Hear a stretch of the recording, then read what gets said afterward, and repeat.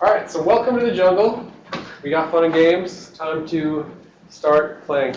How many predators do you see in that scene?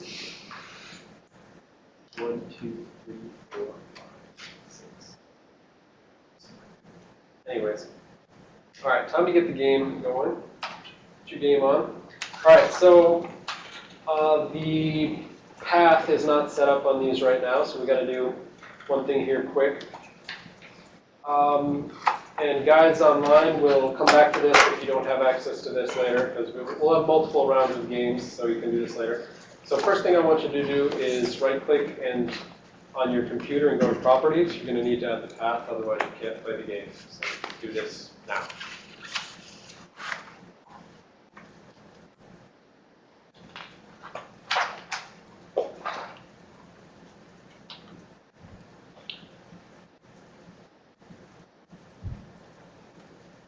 All right, then go to the advanced system settings from there. Then go to the environment variables.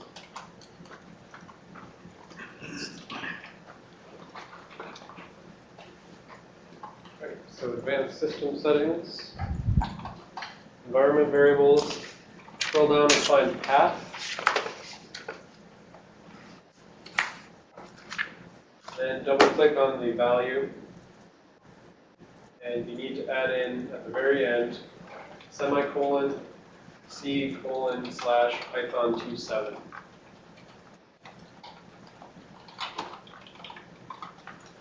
What was that again? So once you're in environment variables, you scroll down to path, double click on the value. Then at the very end of the variable value, you put semicolon, C:/ Python 27. And then next you need to open up 2 command line windows. Oh, and actually I have a file share that I have to share with you as well. All right, so we need to get the latest version of the code. So what I want you to do is make a folder on your desktop called LOB. All right, so then as I said, we need 2 command line windows. So we're going to be running one command line window where it's going to be you just playing for your own purposes to learn the round. How we're going to do this is we're going to have one, you mess around by yourself for a little bit, get familiar with the questions, and then we're going to have a class game where everybody syncs up on the same questions, and we're all going to compete against each other. So you want one that's going to be your window for just messing around, and so you want to go to, on your desktop, Life of Binaries Python demo, go into that.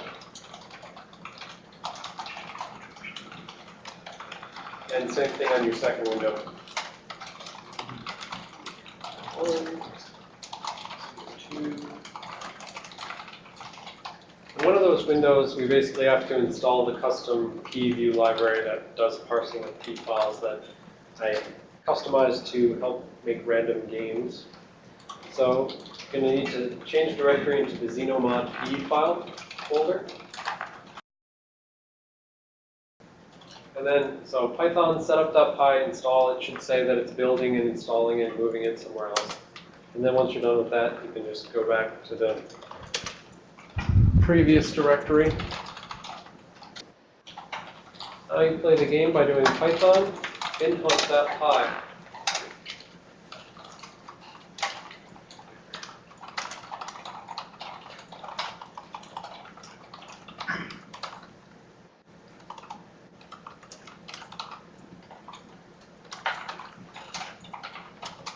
So it's going to ask you whether you want to do single player mode, single player replay, don't worry about what that is, and then class mode. So we'll just be using single player,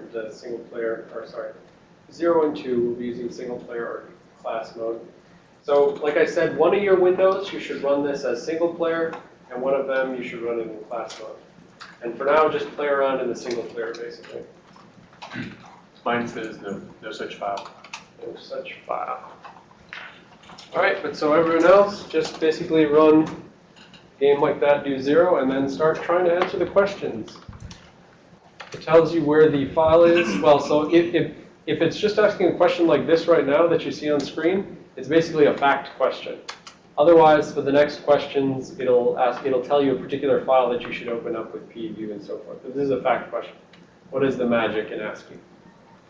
Yeah, I guess yours actually will. So since this randomizes, like so when you're doing it single player, it just picks a random, it basically takes the time and uses that as a seed to pseudo-random number. So you will all be getting different questions right now. You will not be able to copy off of each other's sheets. But just go and try to answer the questions basically. Well, what's the answer for this? MZ, all right? Then it asks me, it says, in Python round 1 bins, round 1 q1.exe, how many sections does this binary have? So I'm going to go look that up in the file header somewhere. It's going to have a number of sections. So I can just, take CFF Explorer. I can go to my game directory, life of binaries, Python demo, round 1 bins, open my file, go to the file header, find number of sections, right there, 6. I would then put 6 into the game. So you basically need to... Can you go through that again? I have no idea where you went. So, yeah, so this is, it doesn't basically matter which particular file it is. The point is, when you get a question and it says for this binary right here, right? I'm going to say for a particular binary, it's going to ask you a particular question. It's going to say how many sections does it have? And so all you need to do is either use pview or CFF Explorer. Doesn't really matter which. And again, those are both on your desktop in the Life of Binaries folder, TSV 424. You have pview and you have CFF Explorer. Open up one of them, and then just go find that file that it asks you a question about. So open, and then I find my file, and then I need to go try to answer that question based on what the field is.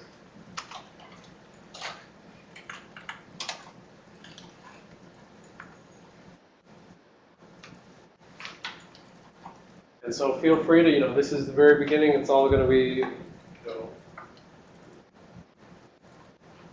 mishmashed, but ask any questions when you have them. Basically, we're going to do this for, 5-10 minutes or so. You just play around on your own. You make sure that you're good with all the questions it's asking. You make sure you're good with opening these different binaries. And once you're good with it, then we're going to move on to a little time challenge round. All right.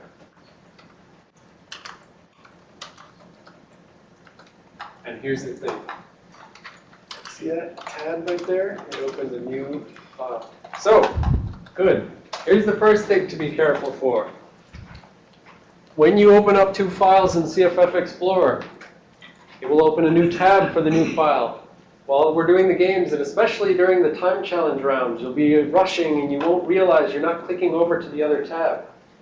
See, so when I do this and I open up some other binary, I got 2 tabs. You need to make sure you're on the tab for the right binary, for the right question. Otherwise, you will get it wrong with high probability. You might get lucky sometimes. But. Yeah, and you can drag and drop into CFF Explorer as well. So basically, it's going to keep calling these the same binaries. It'll call them round 1, question 0, round 1, question 1, so forth. But we're all getting different binaries in this stage. So later on, when we sync up as the class, we'll get the same things and the same answers. But right now, same question, different answer for everybody. This is basically so that you can go off and use this 6 months from now when you forgot it all. You can quickly refresh yourself on this stuff, right? The big thing is if you get a question wrong and you don't know why you got it wrong, make sure you ask me, because otherwise you'll keep getting it wrong throughout the day. And so you probably want to, if you get a time date stamp question, you probably want to open it in pview, because that'll interpret it for you if it asks you about the year. CFF Explorer won't interpret the year for you. So you can take CFF Explorer's output and you can go paste it into epochcalculator.com or something like that, and it'll convert it over for you.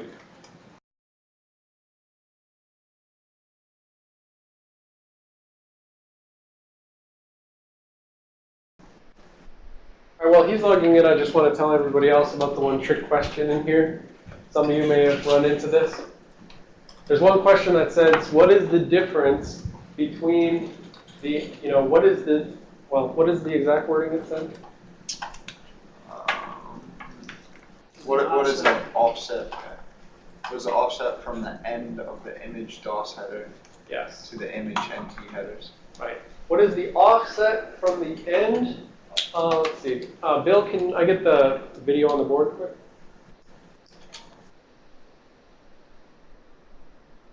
Thank you. All right, that's good. All right, that works. All right, so it said, what is the offset from the end of the DOS header to the beginning of the NT header? So we know that the last field in the DOS header says what the offset is from the start of the file to the NT header, right? So in this case, it says 268. So you go to the start of the file, this is 0 to 268. That's where you get it. But what I'm saying is, what's the offset from the end of this data structure to the beginning of this data structure? So you really need to take this offset minus the end of this data structure. This data structure ends at hex 40 because this last field is 3C, but it contains 4 bytes. So 3C plus 4 bytes means that the last little bit of data of this field ends at hex 40 into the thing. And so you basically always do NT header minus hex 40, and then you'll be able to answer that question. But it's intentionally tripping you up. All right, so we're going to do the class game now, basically. Well, so before we do the class game, I'm going to show you kind of what I expect to see in the game. All right, so we all got our game on. So the point is, this game was kind of inspired by this picture over at the Khan Academy.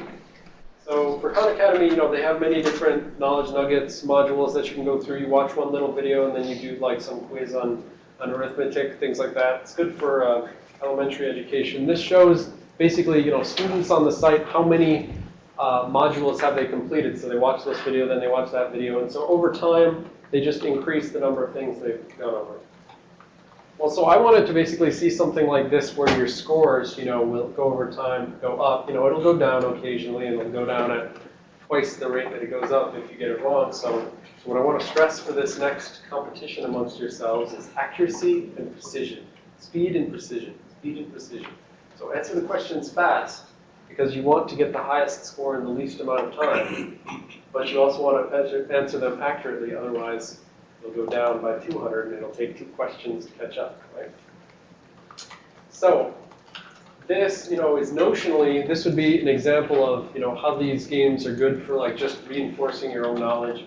You know, you've had some time now that you can do the questions, you know, over a couple of times. So behind the scenes, there's a little CSV file getting dumped out of your score over time. So it's keeping track of, you got plus 100 at this time, you got, you know, now you're at 200 at this time, now you're back down to 0 at this time, and so forth. So me, after I like played my game enough that I, you know, wasn't getting anything wrong anymore, which was definitely not the case when I first did it. My first round through basically was this bottom graph. So try 1 was actually this bottom one. So it took me about 260 seconds in order to finish the first 2 rounds, for instance. And then the second try, it took me about, you know, 230 seconds. And then the third try took me maybe like 170 seconds. Some of this is obviously due to memorization because I was using the same seed each time. I was trying to reduce that by basically going through the motions and opening all the files. So a lot of it was really just speed of like figuring out how to open the files much quicker with CFF Explorer and PView and things like that. So this is how I improved over time by, you know, just doing the same stuff over and over. All right, now here's some values from the previous class. So unfortunately, there was a data collection error in the previous game, so I couldn't get like the entire thing. But at the beginning of the second day, we'd done 5 rounds worth of material, and so I said like, all right, day 2 review is just see who can get through round 5 the fastest, right? So unfortunately, I could only get the first 2 rounds of material, but basically this showed us kind of, you know, there were some people who, you know, because some of them had some background knowledge, some of them didn't, they just took the material.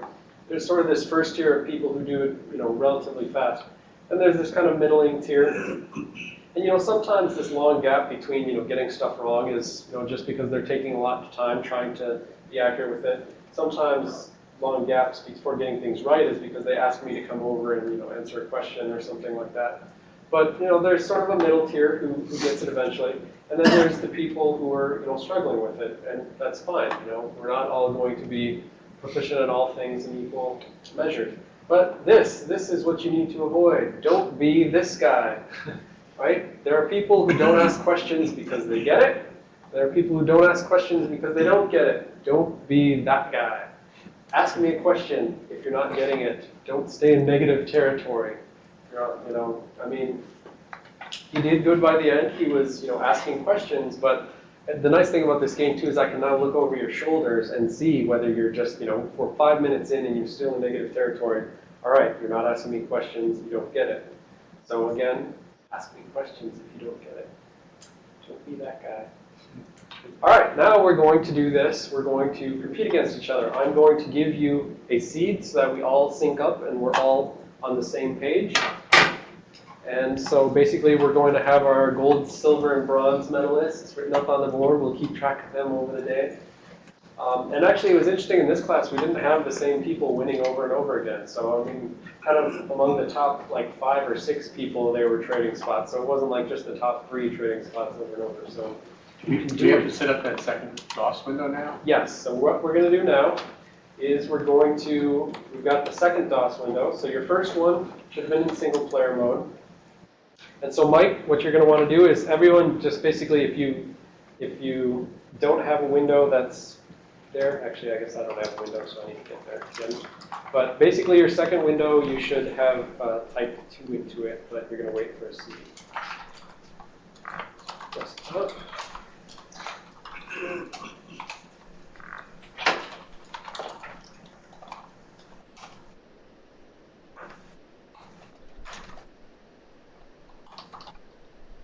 All right, so into your second DOS window, you're going to put 2 for class mode. Now, all right, so everybody's waiting. So I'm going to give you a seed, and then the timer begins. We're going to go with the seed of 789. You may, okay, here's a possible problem. If you have the other game still running, your own game, cancel that out, because that may be holding a file open, and apparently my thing is not able to get around that one holding its file open for some reason.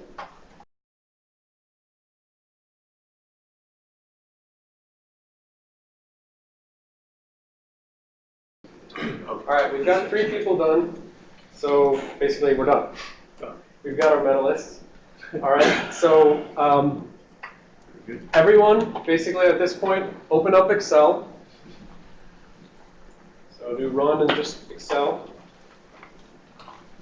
We're going to go look at your log file for your run. And you need to go to File, Open, and then go to your desktop, Life of Binaries, Python demo, and make sure Excel is set to see all files. And then you want to open basic log file.csv. So what I'm looking for right now, so you're going to have 789, that's your seed, which you were using for your thing.